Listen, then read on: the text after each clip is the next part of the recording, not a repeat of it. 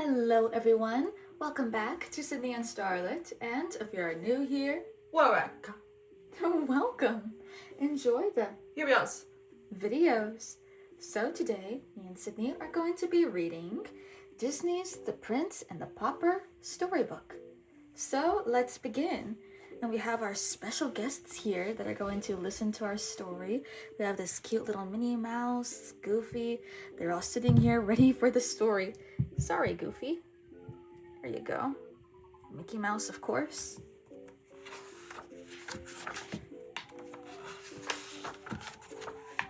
Now we begin the story.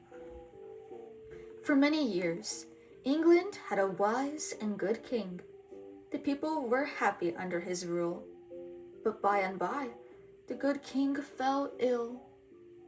Soon the greedy captain of the guard, Captain Pete, saw his chance to rob and terrorize the people. Without firewood to heat their simple homes and enough food to eat, people suffered terribly throughout the land. It seems that no one could save the kingdom from the thieving Captain Pete, until one day... "Kindling, fresh kindling," called Mickey.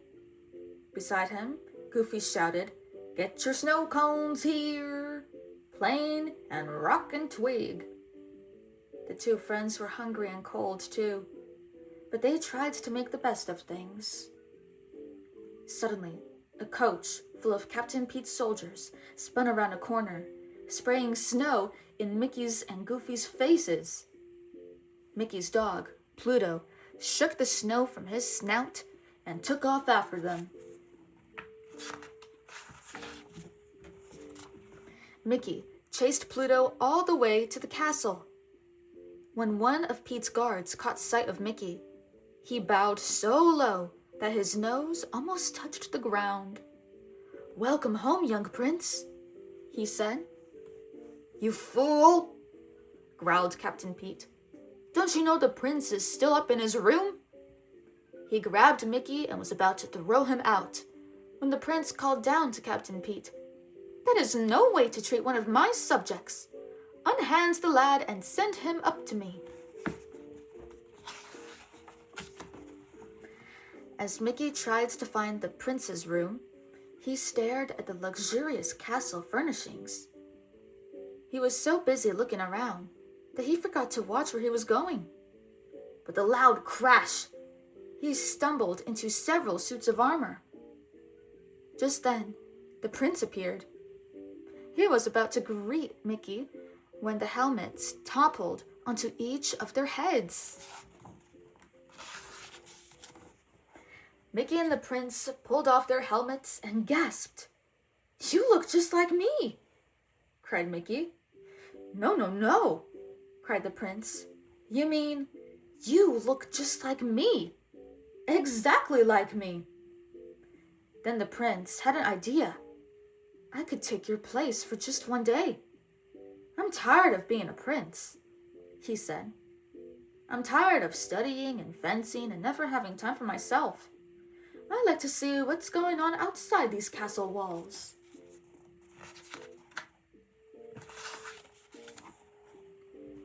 "If we swapped clothes," he told Mickey, "you could live like a prince for a while, and I could walk around the kingdom, just like an ordinary citizen."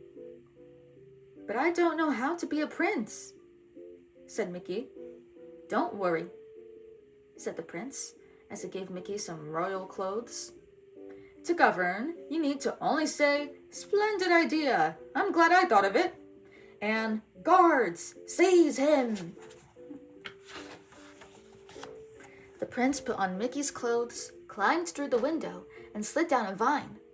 "I'll be back in the wink of an eye," he called. Mistaking the prince for Mickey, Captain Pete grabbed him as soon as he reached the ground. Then he placed the prince in a catapult and fired him over the castle wall. "And stay out," Captain Pete shouted. The prince landed on his face in the snow, and Goofy and Pluto ran over to help him up. As soon as Pluto sniffed the prince. He knew it wasn't his master, Mickey.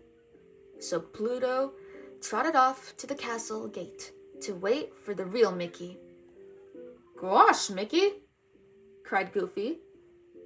"You shouldn't jump over walls and land on your head like that. You could get hurt." Of course, the prince had no idea who Goofy was. "I'm Goofy, remember?" said Mickey's friend. "So I see, my good man," the prince mumbled. "But I really must be going. Ta-ta." Now Goofy was really confused. Mickey had certainly never talked this way before.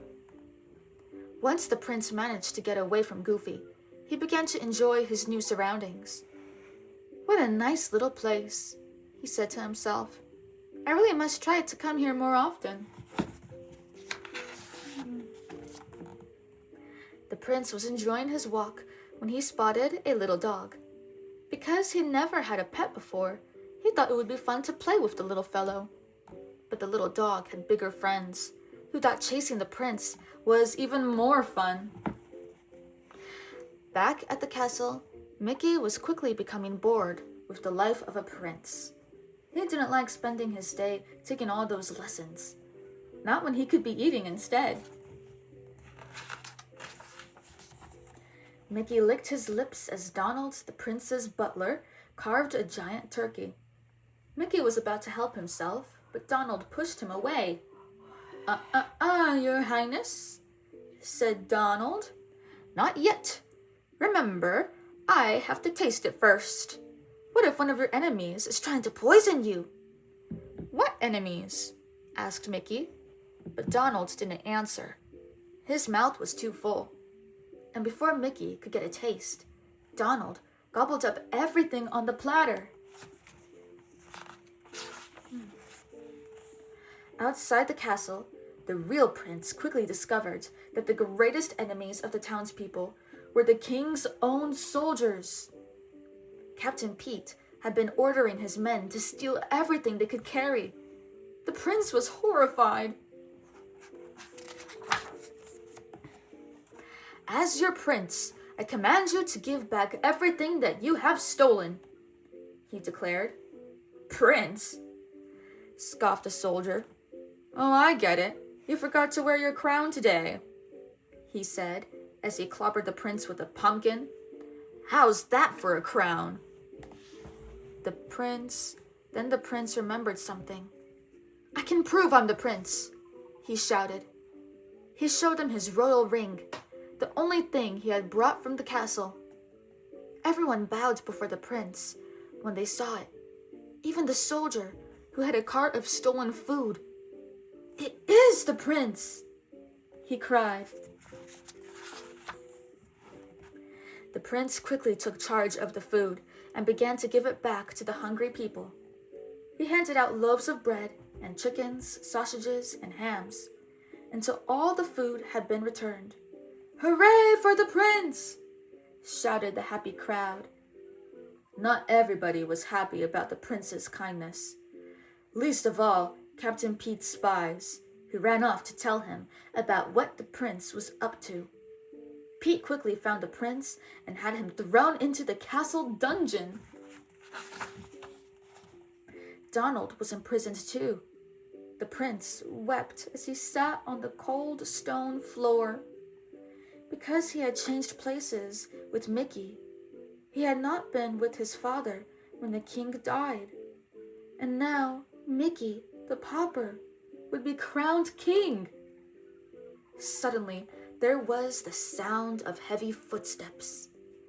Donald and the prince peered through the cell door to see a tall, dark figure coming toward them. He was carrying a very sharp axe. "It's the royal executioner!" gasped Donald. "Captain Pete must have sent him."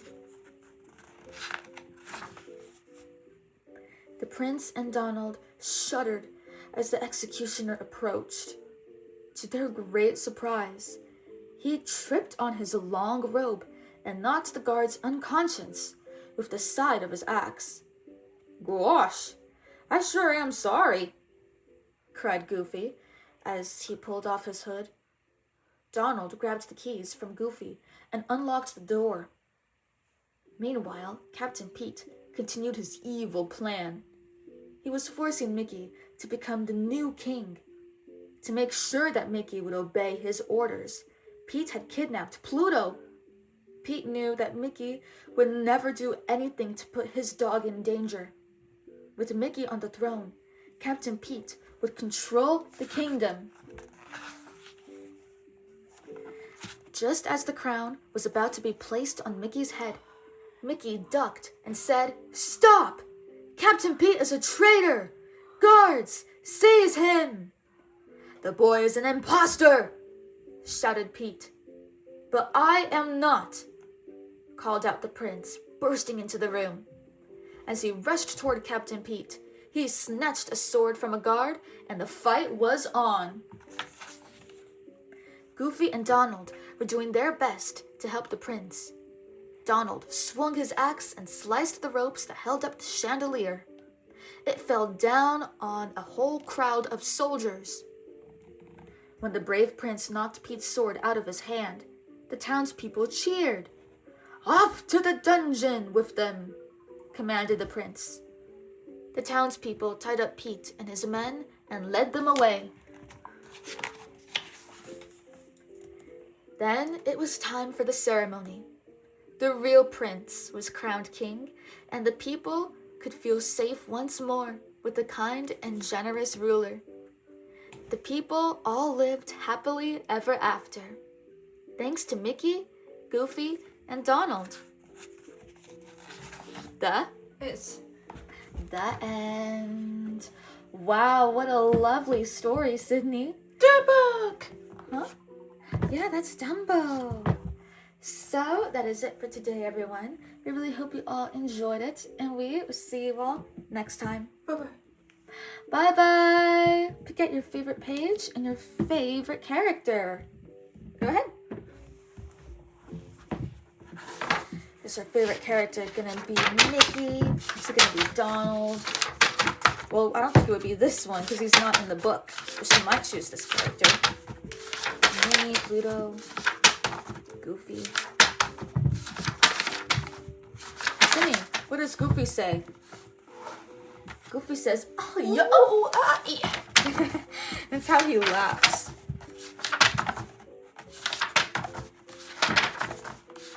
Surfing Mickey here.